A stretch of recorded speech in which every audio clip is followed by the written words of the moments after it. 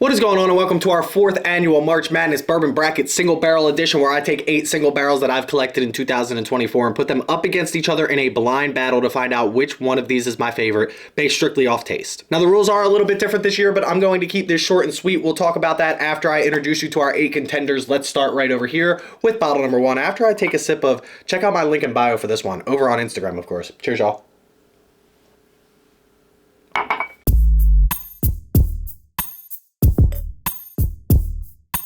Bottle number 1 is brought to you by Only Bourbon Fans and Sam's Whiskey Room. This is Mackenzie Bourbons, single barrel, 6 years, barrel number 2433. Alcohol percentage 54, which is of course 108 proof. And this is coming in at 51% corn, 49% malted barley. This was a very interesting bottle when I first tried it. I'm excited to see where it falls. It all depends who it goes up against to see if this has a chance of moving on. Make sure you check out Only Bourbon Fans if you haven't already. Let's move in to bottle number 2. Bottle number 2 is brought to you by Southern Spirits. Check them out on TikTok and Instagram. This is a private barrel. This is Warehouse WF5. Barrel number 39-130, aged 7 years and coming in at 56.45. That's 112.9 proof. Is that right? That sounds about right. But yes, this is, I'm a big fan of what they do over at Smoke Wagon. I do think personally they fell off for a little bit, but I think they made quite the comeback. This is obviously MGP sourced, which is a lot of this in here. So let's get into bottle number 3 right now, which is one of my picks actually.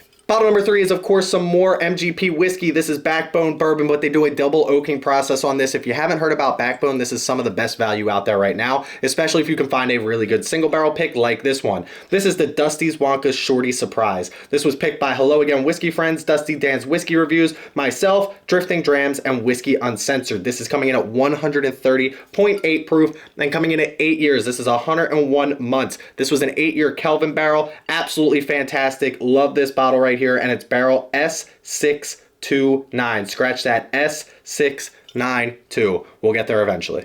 Bottle number 4 needs no introduction. This is a Blanton's straight from the barrel. Let's go over the details on this. Dumped on 6/8/23 from barrel number 1025, Warehouse H, Rick number 1, 128.4 proof, and if you care, of course you do, this is a B when it comes to the topper. This is bottle number 120, and everybody knows this is some of my favorite whiskey coming from the Blanton's lineup. The Blanton's Gold is very good. I think the original single barrel is kind of pricing itself out of where it should be at this point, but I digress. This is a very good bottle. Whoever goes up against this is definitely going to have a tough time competing. I can say the same thing about bottle number 5 as well. This is the Boot Clapper Rye. Again, we're back to Backbone. This is the Bone Snapper Rye whiskey. This was aged for 60 months. Again, picked by myself, Dusty Dan's Whiskey Reviews, Hello Again Whiskey Friends, Whiskey Uncensored, and Drifting Drams.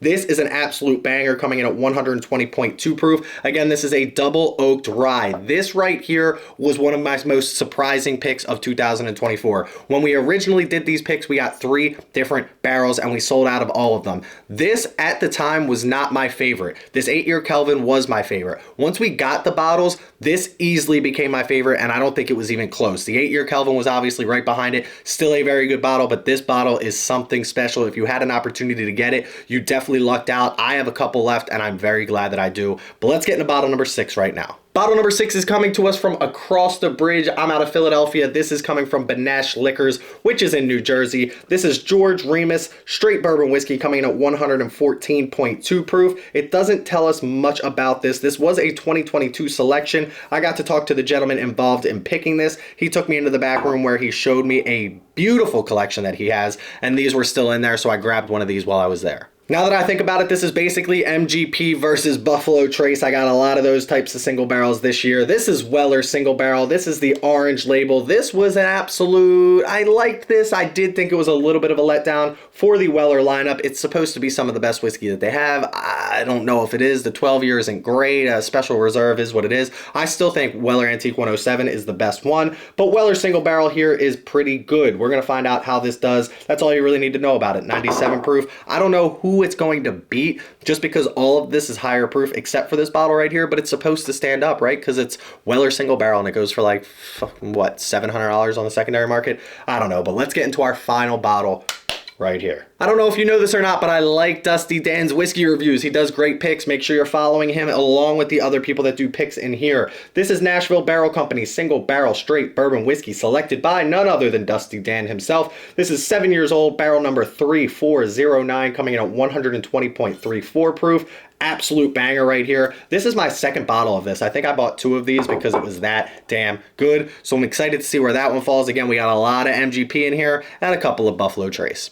So in the past, this is the part where I would put all of these names in a hat. I would pick them out one by one. I'd write them on a board to tell you who was going up against who, but we're not doing it that way this year. People got mad about a lot of things. Number one, they don't want to see is they don't want me to see the whiskey in the glass. So we have blacked out Glencairns for this year's competition. Number two, they don't want me to know which bottle is going up against which. They think because I know that Blanton Straight from the Barrel is going up against Weller Single Barrel over here, I'm going to be able to tell that this one is Blanton Single Barrel because of the proof, and then I'm going to know that I like that one better. Never have I ever cared what the name or the label of the tag was, but people think that, so we're going to take that out of the competition as well, and the way we're going to do that is this. We're going to have all 8 bottles on the table, 2 shot glasses, and 2 blacked out Glencairns. One blacked out Glencairn is our tipsy tasting BOTW glass. The other one is plain. My wife will come down. She will randomly pick whichever 2 bottles she wants. She doesn't know anything about what should go up against what or what a good matchup would be or what whiskey's good and what whiskey's not good. By the way, all of these whiskeys are good. So she's going to come down. She's going to randomly pick 2 bottles. She will pour them in a shot glass, so I have the exact same amount for each one. She will pour them in my blacked out Glencairn, write down on a piece of paper which one went in the plain, which one went in the BOTW glass. She will put that in an envelope. It will sit on the back of my bar until the end of the entire first round. I'm going to shoot all 4 videos. I won't edit them till the end. I won't even look at them. So I won't know any of the bottles that were used in any of the rounds until the very, very end,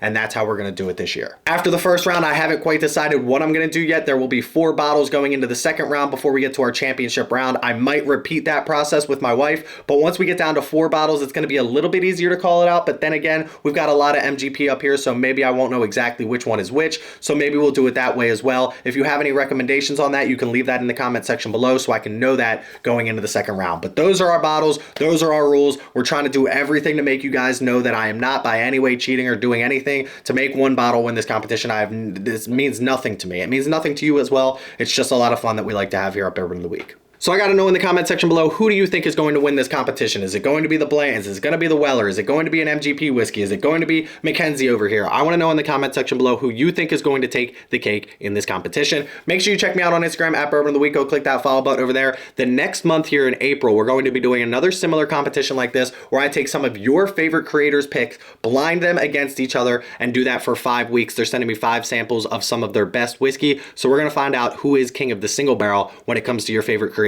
picks. And then in May, we have our bottle kill month where you can win some cool prizes right here at Bourbon of the Week. So again, make sure you follow me on Instagram at Bourbon of the Week. Make sure you click that like and subscribe button here on YouTube. I would greatly appreciate that so I can keep bringing you content like this. Make sure you check out our Patreon page and our Discord, both those links in the description below. Please don't drink and drive. Always drink responsibly. Stay healthy, stay happy, and stay putting up some good whiskey and some good blinds. Cheers, y'all. There wasn't anything left.